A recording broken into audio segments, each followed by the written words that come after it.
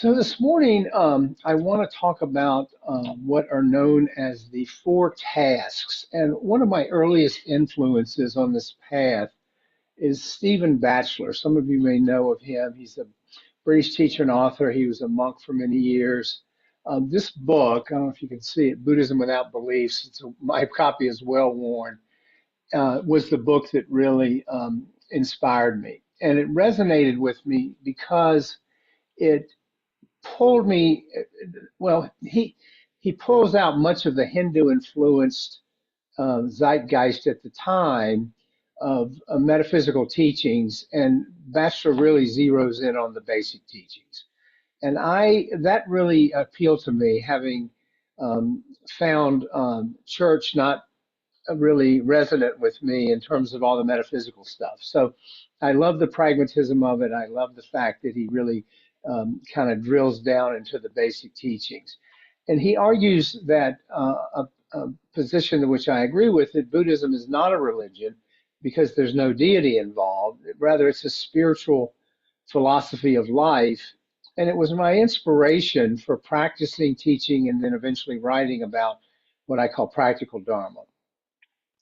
And in his first teaching, the Buddha presented his students with the middle way.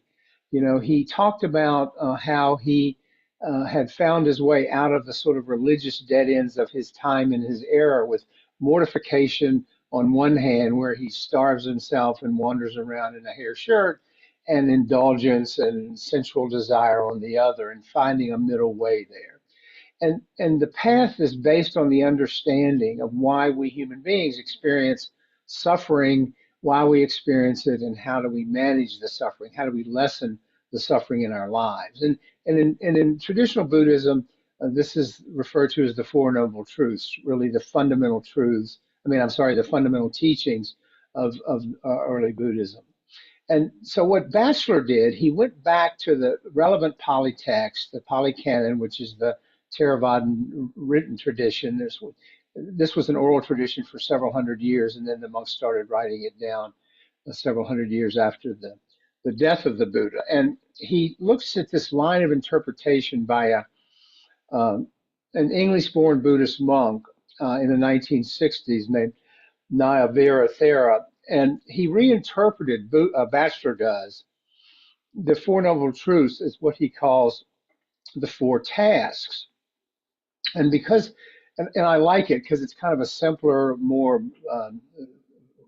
boiled down version. But these four tasks are closely connected, as you'll see in a moment, and we can really think of them as four aspects of this one sort of package. And for for Stephen Batchelor, the Buddha's teachings about suffering are not truths to be believed, rather they're injunctions that he offered to transform our lives and promote human flourishing in the world. So with that little bit of background, let's delve into what Batchelor calls the four tasks. And this is, as I said, his interpretation. The first one he says to embrace life. And he goes on to say that dukkha, or often translated as suffering, is too limited a translation for what dukkha stands for. And you've heard me speak to this. And he says more broadly, as the Buddha actually said, dukkha is birth, sickness, aging, death, and so on and so forth. And then Batchelor goes on to say it's also separation from what we love, being stuck with what we dislike or detest, not getting what we want, getting what we don't want, our overall psychological and physical vulnerability, and on and on. And that none of us can evade these experiences. They are part and parcel of being human. So the first of the fourfold tasks is fully embracing this human condition, fully embracing all aspects of of the things I just described, accepting the full range of challenges that cause us suffering. And you can see it's a little bit different from the first noble truth that life is suffering. He just sort of says, embrace it, even though it involves suffering. So that's the first task. The second task, this is really a favorite of mine of the four, is let reactivity be. You know, it's entirely natural for us to be reactive to the challenges in our life, to the constantly shifting environment in our world. We're hardwired to do that. These reactions are largely evolutionary factors, going way back to our early ancestors when they began to deal with issues of survival. But this reactivity gets out of hand. Reactivity, in the Buddha's words, is repetitive. It wallows in attachment and greed. It obsessively indulges in this and that. It craves for stimulation. It craves for existence, and it craves for non-existence. And it gets worse.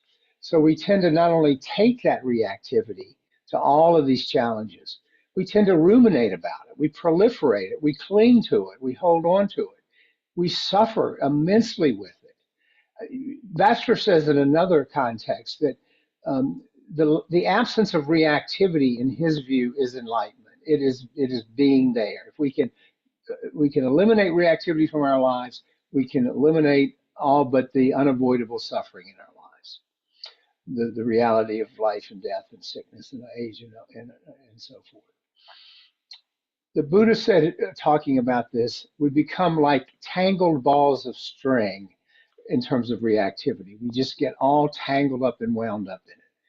But what this path offers is a way of noticing this pattern and beginning to reduce our reactivity, to know it, to become familiar with it, to step back from it, because most of us just work on autopilot. We just react.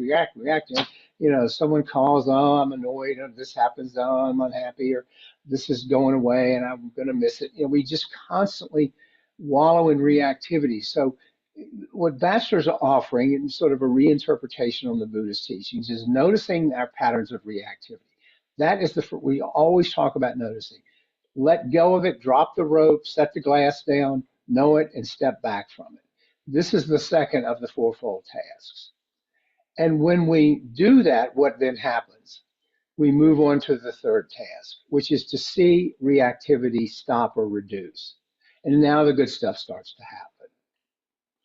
In the Buddha's words, he says, quote, the traceless fading away and ceasing of that reactivity, the letting go and abandoning of it, freedom and independence follow from it. Again, the traceless fading away and ceasing of that reactivity, the letting go and abandoning of it, freedom and independence follow from it, close quotes.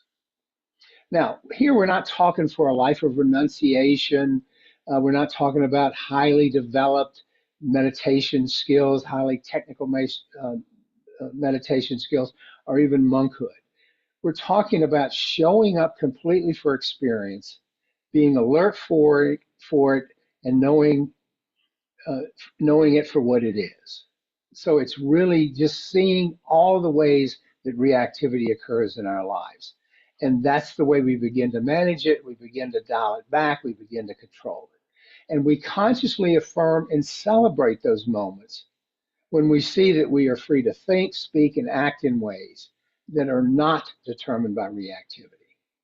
There's so much freedom in that. When I am able to get into that space where I'm not operating from reactivity, there is a palpable sense of freedom and lightness that comes with that. Reactivity is a weight around our ankles. And then the fourth task is what Baxter calls actualizing a path. And this task consists of cultivating complete view, thought, speed, action, livelihood, effort, mindfulness, and concentration, what we otherwise call the Eightfold Path. Okay, so he's redefining a little bit the Eightfold Path. But these are the Dharma's fundamental values, each aspect of the Eightfold Path. So those are the four tasks. And Baxter envisions the four tasks as a positive feedback loop rather than a linear progression. So it's a feedback loop where they all feed back on each other. And this feedback loop leads to a process of realizing our full human potential to live intelligently, live compassionately, and with wisdom. And therein lies the freedom from much of our suffering. Because then and only then, alone or even with others in community like Sangha, do we experience the deepest fulfillment that we as humans are capable of experiencing. Now, a key element of this, of the more secular approach to the Dharma, what I call practical Dharma, it is a shift from focusing on ultimate truths about reality and esoteric questions about reality to an emphasis on the pragmatic and ethical dimensions of the Dharma. I want to know what works. I want to know how it works. I want to know how it needs to be applied. I am a pragmatist, and that's why this approach to Buddhism has so much appeal to me. And what in another one of his books, Batchelor's books, his 2015 book entitled After Buddhism, he says that only after the Buddha's death did Buddhism take a metaphysical turn. And he goes into how this happens. He says, most scholars of religion suggest that the transformation of the Buddha's pragmatic insights from that into a metaphysical system of beliefs occurred as the oral tradition, that 300, 400-year oral tradition, which sustained the teachings, began to come into contact with those other spiritual traditions in India at the time, particular Brahmanism, early Hinduism, Jainism, and so forth. And if you read Karen Armstrong's work, she's a history scholar, historian, religious historian, she'll sort of make that same argument. That it wasn't that the Buddha taught that stuff, but once he died and the oral tradition began to sort of find its way into the culture at the time, it took on the trappings of those more metaphysical traditions. And to compete, Buddhists needed to show at the time that their version of the truth was more credible, that it had the true answers to life's ultimate questions. But those were something that the Buddha never concerned himself with. He was a very pragmatic teacher. He said, I teach one thing, suffering and the end of suffering. He wouldn't answer questions about metaphysical questions.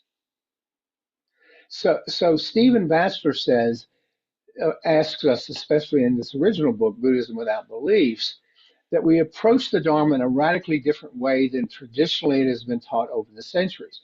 That we approach it not from a metaphysical truth and ultimate reality that it's kind of prevailed over 2,000 years, but rather than truths about the ultimate nature of reality, we view his teachings as pragmatic guides to living in the world, which is really why this approach appeals to me so much. In other words, what I've called, and you hear me refer to all the time, as practical Dharma.